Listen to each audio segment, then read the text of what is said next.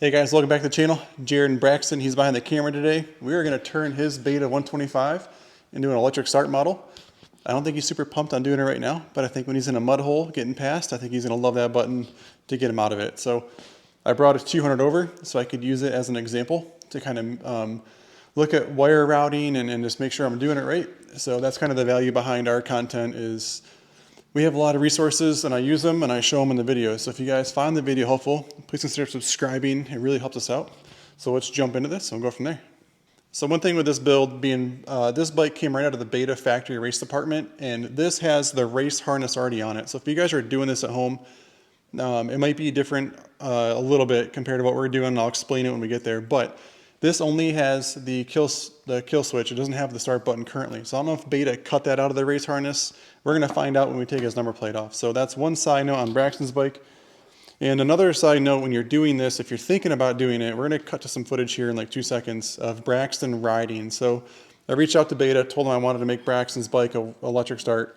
Now, we're not the first ones to do this. I have seen, I think it's a video of a 2018, so it's an older Beta with electric start on it, a 125. So I'm not the first one to do this in the country, but I think I'm going to be the first one to explain to you on how to do it. So with that being said, this Flywheel has a starter ring gear on it. You can see how big that ring gear is. And in the footage here, you'll see the difference in the stock one compared to this. Now, when you add more weight to the Flywheel, it's going to slow the bike down, slow the RPMs down.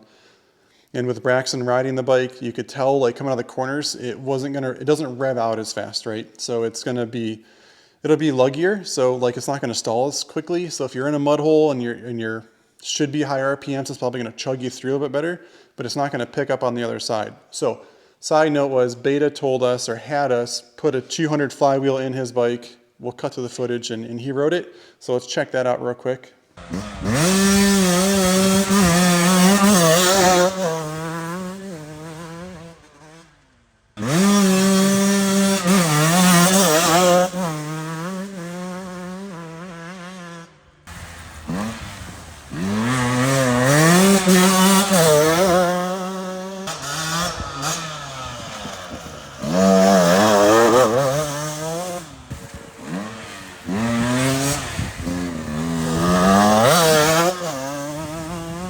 That's why that rev is so important, because like you kind of like drifted it. It was sweet. It's gonna be a cool picture, but then like you have to correct it quickly with a fast rev, right, to get back into the race mode.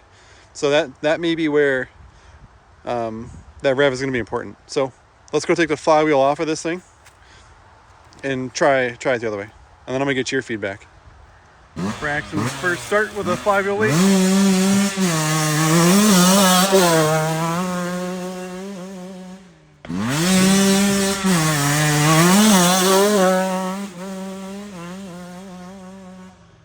Honestly, for Braxton, having the Flywheel weight might be a good thing. If you watch any of his race videos, he's such a luggy rider. And if it's a mud race, he crushes it. He just goes by people in the mud. Let's get his initial feedback here. It's a lot different. I don't hate it though. I was going to say, it doesn't seem like you, I don't know. I don't think it's that bad. It doesn't hit. It just like stays on. But not hitting is a good thing in a hair scramble. Yeah. For you. I was just telling everybody that you're more of like a smooth, when it's muddy, you're just consistently going smooth, right?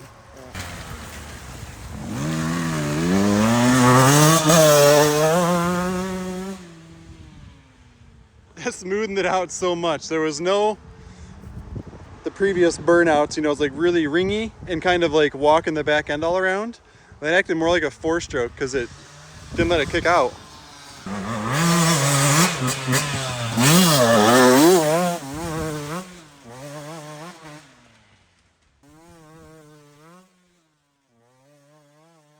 So here's our parts list, and in the description of this video, I'm going to put exactly what we use when we're done with this project. So inside of the stator cover, we have a new Flywheel with a starter ring on it. We have the Bendix. So those are the two things inside the motor.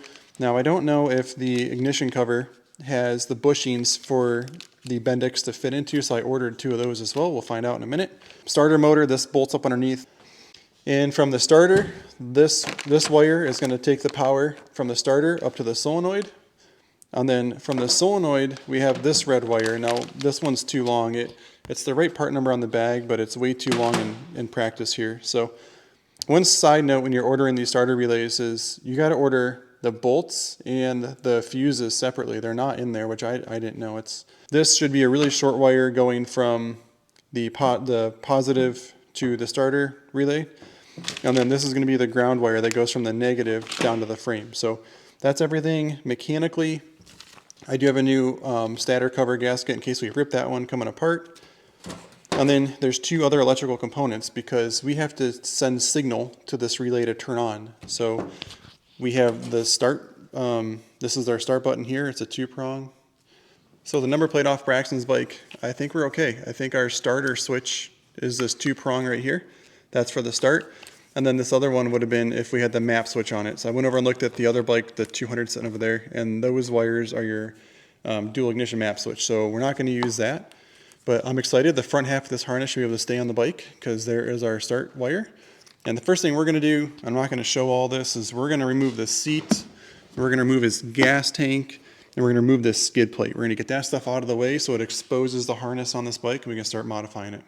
Beta did tell me whenever we were looking to do this, like make sure that behind this plug, it's actually cut out. I guess not all the 125s, this was cut out behind here. So the first thing we need to do is pop this plug out. It is siliconed in. So it's gonna take like a flathead screwdriver and make sure that there is actually a hole behind there. This is what the plug looks like that's stuck in there. Now this one was not siliconed all that well, and I have had customers where their plugs fall out and this is open. So you might wanna go out in the garage and check your 125.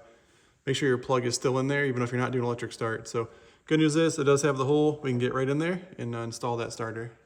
To give you the rundown, we tipped the subframe up, pulled the shock out, pulled the swing arm bolt out. Obviously the exhaust came off, skid plate came off, the lower engine mount bolts, and then these upper ones are easy. They were just like, you could just like tip them out of the way, keeping the top bolt, so that's not hard to do. But all the coolant was able to stay together. But now all we gotta do is rock the motor back down in, re-button all this up, because that was the hardest part, was just getting that motor in there. So I went ahead and ran this wire at the same time because it's really tight down in there. So before I set the motor down, I just laid the power wire in there. And I just kind of like generally routed it up for now. So it's up in here, but shock is tight, subframe, carb. I went ahead and I did a TPS video. I'll walk on their side, the TPS delete. It's gonna be its own video on YouTube here in a little bit. So swing arm, rear wheel is tight again, but these TPS delete kits are really cool. And because it's right here is that little plug. It removes this, and I think it's important. It's get rid of all this stuff on the inside too. Most people don't know how to remove this part, so make sure you watch the video on that. So with that being done, the last mechanical part of it is going to be the flywheel and the Bendix. So we'll bust that open right here and we'll get to it. So I just went ahead and I pulled the main harness, which is the second half off of this 250 frame, because right here, here's our starter solenoid. I thought I needed that because here's our solenoid that I got to connect to. And I was pulling this all apart, and then I pulled the diodes out, and then this thing popped out with it. And this is the solenoid. It's exact same colors as the solenoid. Here's the guy here. He would just plug right in. I'm wondering if this is already set up for it. That'd be amazing. I could save, I wouldn't have to have any wire harness stuff other than just adding the start switch. So we're going to try to leave this harness in here, hook all this up, and see what happens. I think we're ready to try the start button. I don't have the Bendix or the flywheel in yet, but if I hit the start button, that should spin because we got power wire going to it. It comes up through to the solenoid. Solenoid gets power from the battery. Battery's plugged into the harness. Come up to the handlebar. I put the switch, it's kind of far away. I don't love how far away it is from the throttle. I need to work on that because he needs to have it like right here. That way on the start line, it's super quick. So we'll move that over, but it's plugged into here. And we've got the ground wire. I'll clean that. I'll make this look a bit better. But it's going from the battery down to the frame right where the 200s are. So in theory, if we hit this, I have not done it yet. Oh, it works. That is so sick. I am pumped. See that little starter down there just zinging away? Do it one more time. This is way easier than I thought it was. This is insane. All right, we're gonna get the rest of this finished. So we had this off like a month ago when we were trying the flywheel. So this gasket, you can order one when you're doing this, but this thing is perfect. I'm not gonna replace it. We're just gonna keep using the stock one, but this is what we're changing right here. This is our flywheel. So, oh, cool, it's got the bushing in there and in there. So these little bushings that I bought, I'll pull them over here. these little bushings is where the Bendix Drive's in, and they're in that cover and in there. It's kind of almost meant like Beta knew I was going to do this. I like to thread that on almost as far as I can. I back it off a little bit, but I want to make sure we're not hurting it. Came off super easy. All right, so Bendix is going to sit in there like that. And we're going to get our flywheel in the right position. The keyway was still there, so it went in nice. And this thing's just going to kick out when it's ready. Okay, we went overboard on the Loctite, which is fine. So I'm going to zing this back on.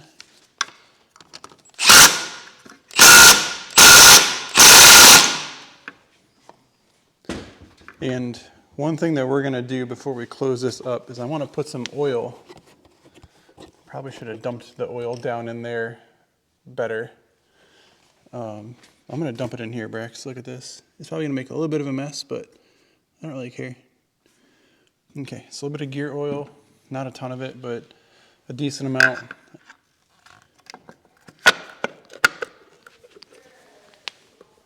Sweet. Look at that. Dribbled out a little bit, and that's okay. So, if I remember right, it was short. There was a long one to begin with. There was a long one over here, and the other two were short ones as well. You have to be super careful putting these in. Do not over tighten these. They cannot take much extra. This one seems to always strip out on the 200s and the 125s. I'm going to do it by hand. While we're here, we're going to check compression though, so let's do that. And then we'll fill the gas tank on this thing. Button up there. Is it clean? Okay, hold that up for a second. Let's see. Nice, dude. I'll do it one more time. Don't have to go that long, just a couple of revolutions. Ready, set, go. Perfect. Perfect, dude. Right at 150. This motor's good to go. Well, they rebuilt this motor right before you got it, and I don't think you've raced it, what, twice? 3 times, I think. 3 races, and then just a little bit of trail riding, so maybe 20 hours or something. So, okay, let's throw the gas tank on this thing. All right, Brax, let's give it a try. Dude, that is so sick. Hey, dude, you're gonna be one of the only kids with electric start on a Beta 125. Isn't that sick? Yeah. All right, guys, thanks for following along. Hope you found it helpful. Honestly, it was way easier than I thought it was gonna be. Once you install the starter, which takes like 45 minutes to an hour, because you gotta move the whole motor. Once that's in, I can't believe the 125 harness already had the solenoid hookup. So I didn't even need that 250 stuff here. I brought it all over just in case I needed extra wiring. So it was literally plug and play. I needed like 2 extra pieces. So I'm gonna put a link in the description below if you guys want the parts. Again, please consider choosing us on the Beta USA website. So if you guys are buying parts right from betausa.com, when you're setting up your account, you can choose a preferred dealer. If you go to New York and choose 3C's Recreation, every time you guys place an order, we get a small commission on those orders, and it helps us do and make videos like this, because this was like $1,200 at least, I'm gonna guess.